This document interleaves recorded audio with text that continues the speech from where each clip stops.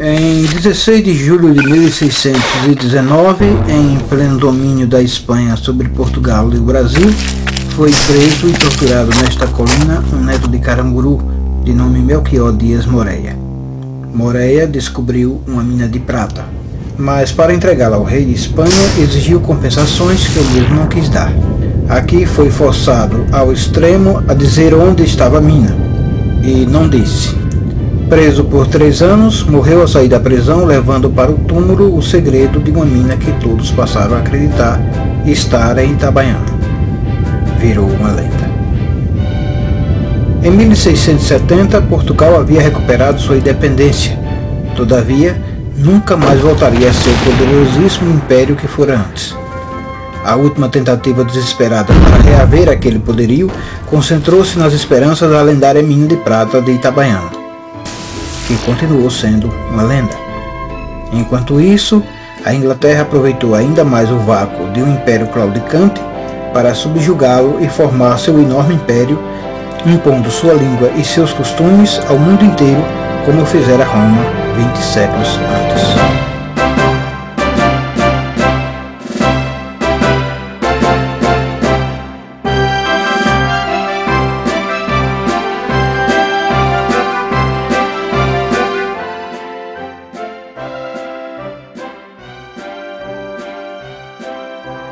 O tanque da Pedreira, que hoje jaz sob este aterro, foi durante 3 séculos um lugar sem importância alguma, salvo a de fornecer água de má qualidade à pequena parte da população que não podia ir buscá-la mais longe, e a si mesmo somente durante o inverno.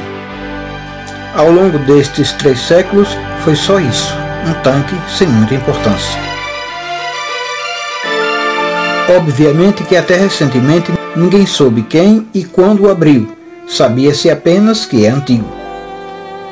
A documentação antiga que está sendo levantada sobre a criação da vila de Itabaiana, no entanto, traz fortes indícios que no buraco que aqui houve foram depositadas as esperanças de um reino, de um dos mais poderosos reinos que a história humana já viu, cuja bandeira, pela primeira vez na história da humanidade, tremulou em 4 dos 5 continentes: o reino português. Não há justificativa para a abertura do tanque que está aqui embaixo para abastecimento de água. Do mesmo modo, nada naqueles tempos se fez em pedra que justificasse a abertura de uma pedreira aqui, até a construção da matriz de Santo Antônio em Almas, em pedra com argamassa com óleo de baleia, construída em 1763. Logo, só há uma justificativa para o buraco que foi aqui aberto: as buscas de Dom Rodrigo de Castelo Branco pelo minério de prata, que nunca encontrou. Este tanque não fica em uma nascente ou minadouro, ou córrego, riacho ou rio, como mostram as fotografias antigas e a curva de nível deste mapa de 1971, quando a cidade ainda era bem pequena. Está a quase 500 metros em linha reta da matriz de Santo Antônio e Almas, o núcleo original da cidade de Itabaiana, bem mais distante do que o riacho onde foi muitos anos depois construído o Tanque do Povo, local onde é atualmente o Mercadão, a apenas 200 metros. Em 1757, era o único tanque existente na sede do município, levando o padre Francisco da Silva Lobo a pedir ao rei Dom José I de Portugal pela construção de um tanque de verdade. Mas este tanque aqui embaixo foi uma referência por 3 séculos somente, desaparecendo em meados da década de 60. O que de fato foi o tanque da Pedreira?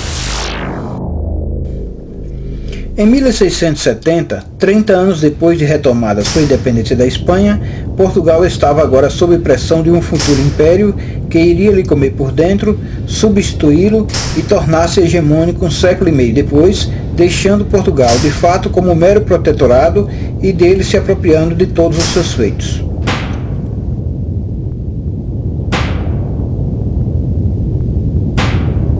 Trata-se do reino inglês.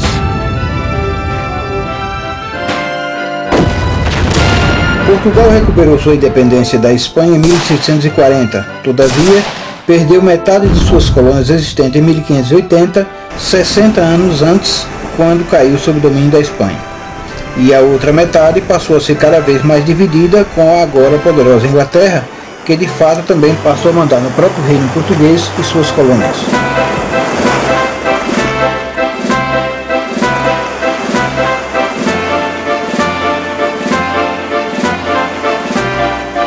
Em 1670, além da existência das enormes dívidas de guerra, havia uma confusão no comando do Império Português, determinada pelos problemas de sucessão e principalmente pela falta de dinheiro de um lado e a pressão inglesa de outro.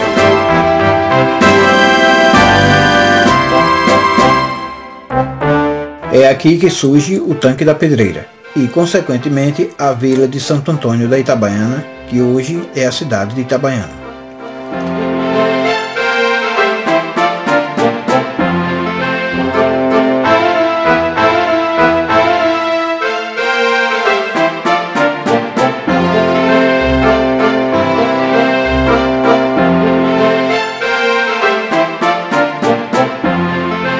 Impossibilitado de exercer o governo inteiramente, o rei Dom Afonso VI foi, na verdade, um fantoche, tendo sido governantes de fato, na época do seu reinado, Dona Luísa de Gusmão e depois o infante Dom Pedro, que viria a ser o rei Dom Pedro II de Portugal. Ao assumir o governo como regente em 23 de novembro de 1668, Dom Pedro reanimou-se com a lenda da prata de Itabaiana.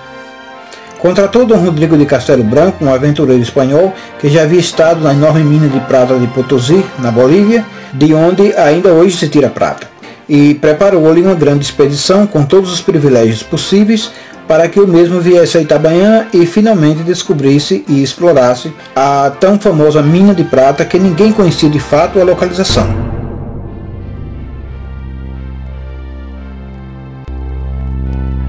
Tudo foi cercado de sigilo.